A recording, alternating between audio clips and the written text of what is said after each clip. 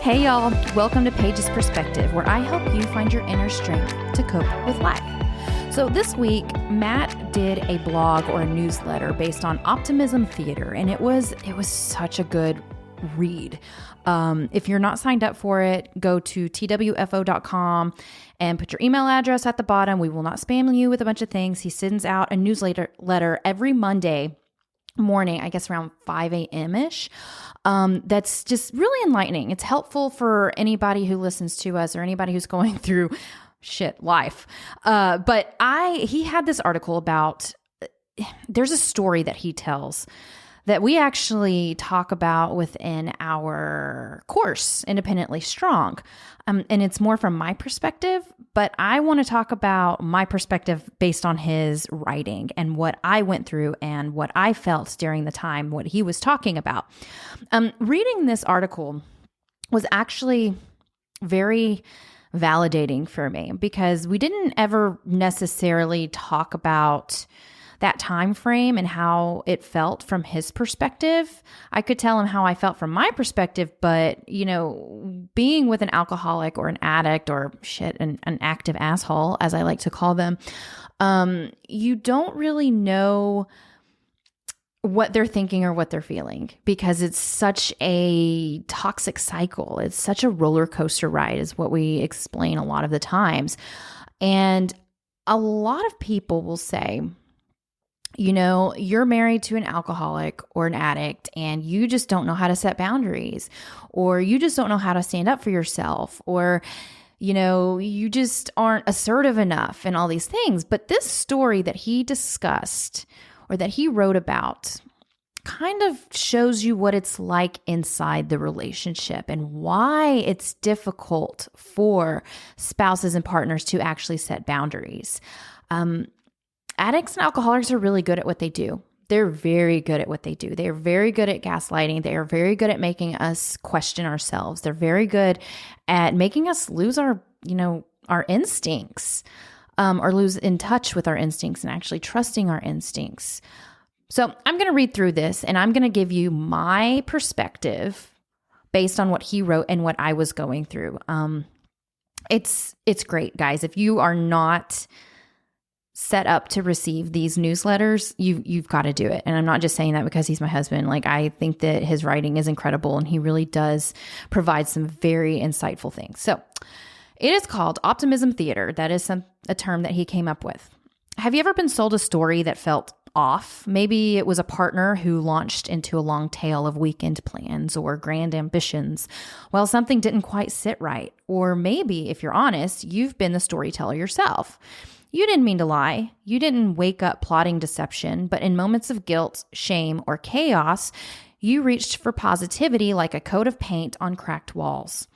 This is what I call Optimism Theatre, a performance we stage to distract ourselves and others from uncomfortable truths.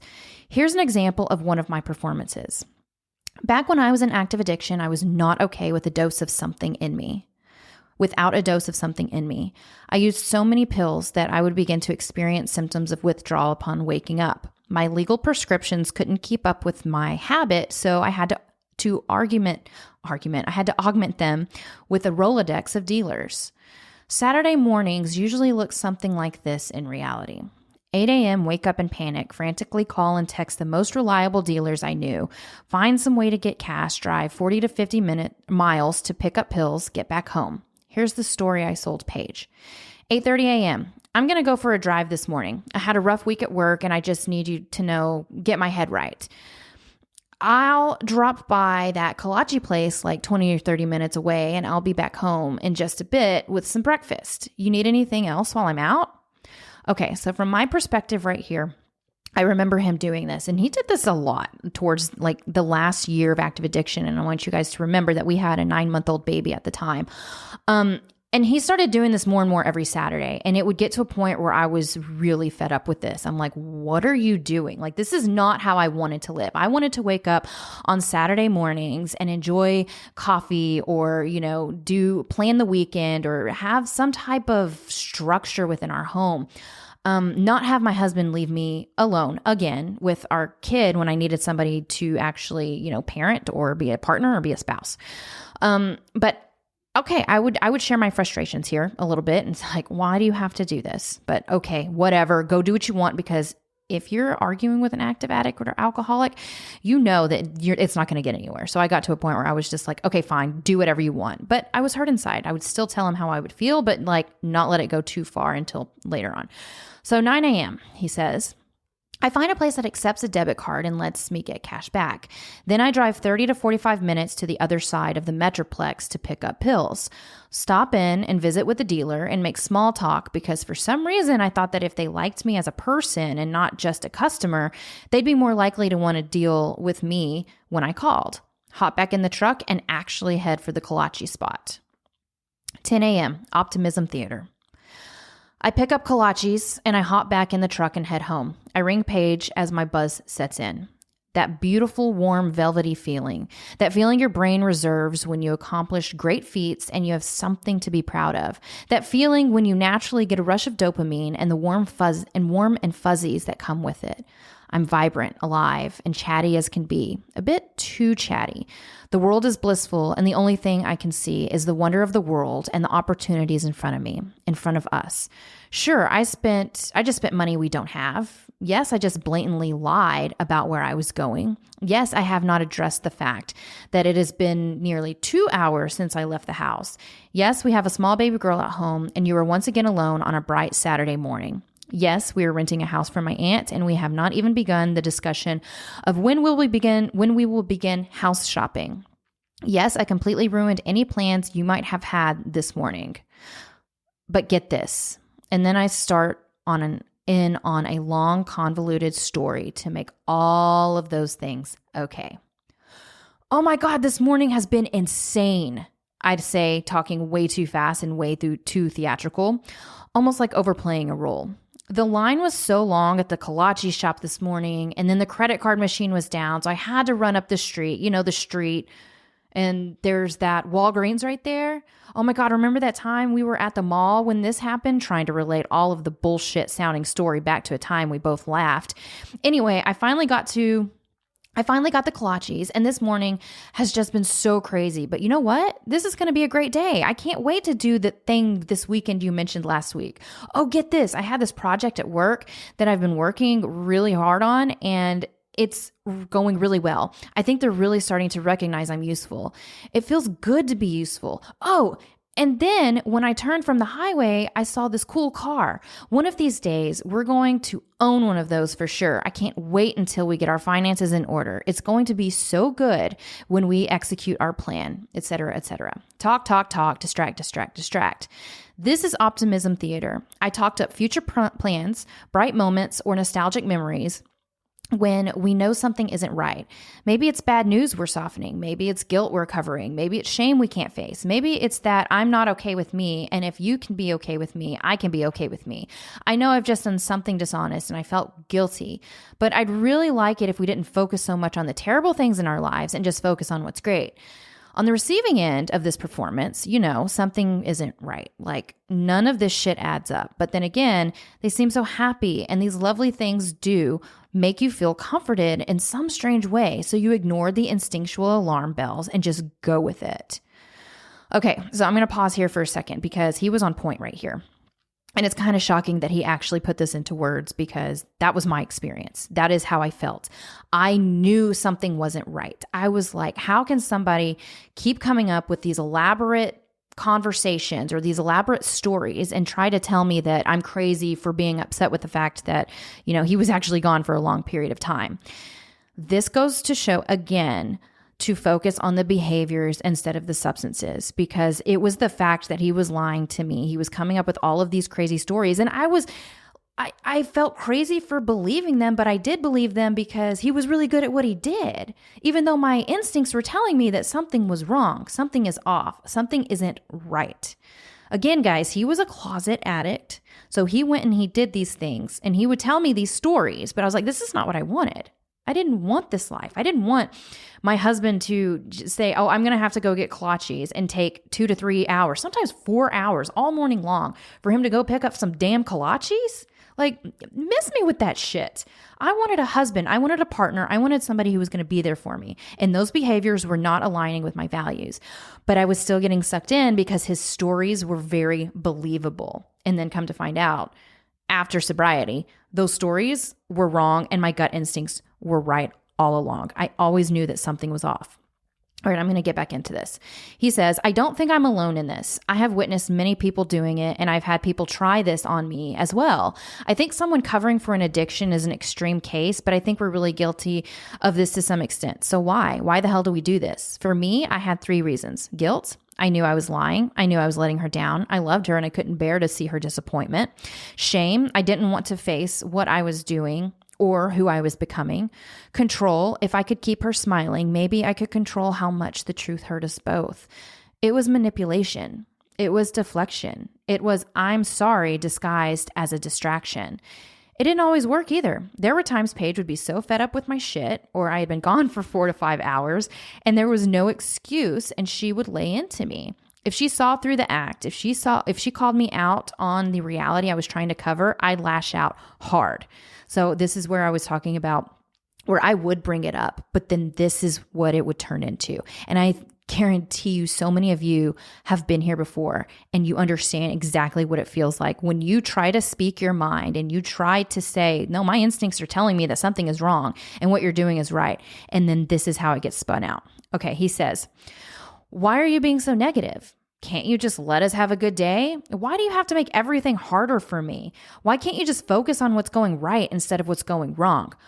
Ooh, oh my gosh. No. Okay.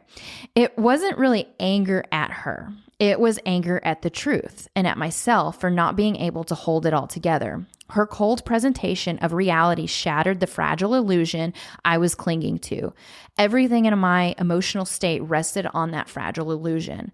Like when I was a kid struggling with math, and I thought I had finally understood how to solve a math problem until someone pointed out the flaw in my logic. Everything optimistic within me in that moment crumbled, and I would get so upset. It's infuriating, it's humiliating, and it's fragile as hell.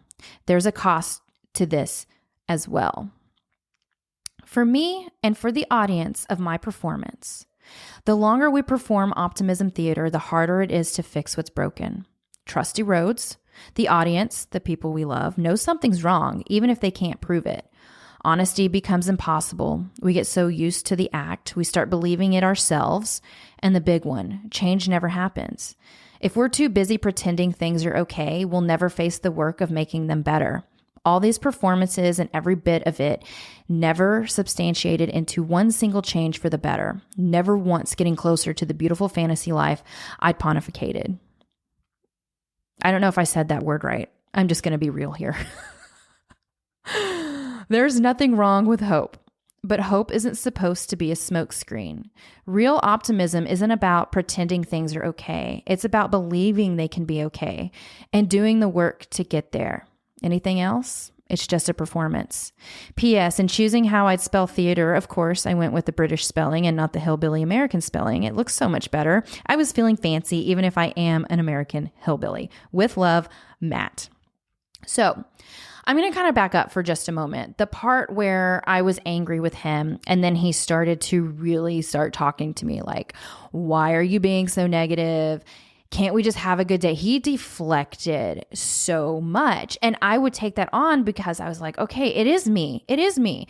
So this is a way for him to spin everything and spin his lie to make it more about me and me being angry and saying like, oh, you need to be more positive. Why can't we just move on? It's not that big of a deal.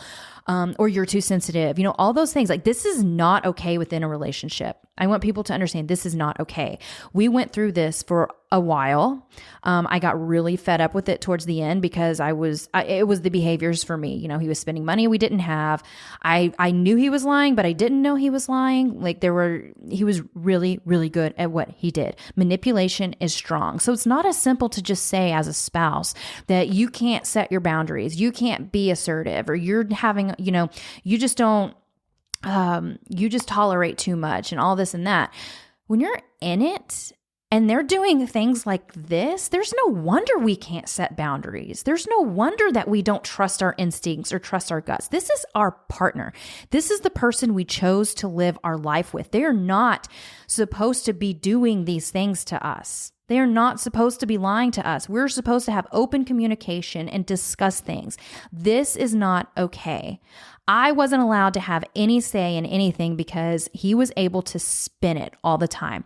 And I'm not going to sit here and just say, just blame, put blame on him, obviously. Like I don't want to like completely blame him. But then again, he was doing this. He was the one lying. He was the one spinning things. He was the one not really, listening to me. It was a toxic cycle. It was this up and down roller coaster ride to where nothing was ever solved because we just kept riding on this. So if you're in this and you have a partner who does this, who keeps doing these things and saying these things and you feel something within you feel something is wrong, trust those instincts. Do not trust them. Trust your instincts before you trust this, and understand that what they are doing is not okay. If lying goes against your values, it is not okay. So you speak up for yourself, you stand up for yourself, and you start making changes. And I'm not saying you just, let them have it, because that's not going to work. That's not going to work either. I tried that for many, many years. It's actions. It's setting boundaries. It's deciding to either stick around and deal with it or get off of the roller coaster ride and make that decision or start planning for it, because that's what I did. I started planning for it. I started detaching. I started realizing that this is not what I wanted and that nothing I could say was going to change anything. So standing up for myself and for my children was going to be me making those changes and deciding if I wanted to be a part of this or not. Luckily, he got help. He decided, you know what? I need to get help. I'm going to go get help. And he did the work. But if they're not doing the work, this cycle is going to continue, and your instincts you're not going to trust your instincts for a long time, and your self-esteem is just going to go down further.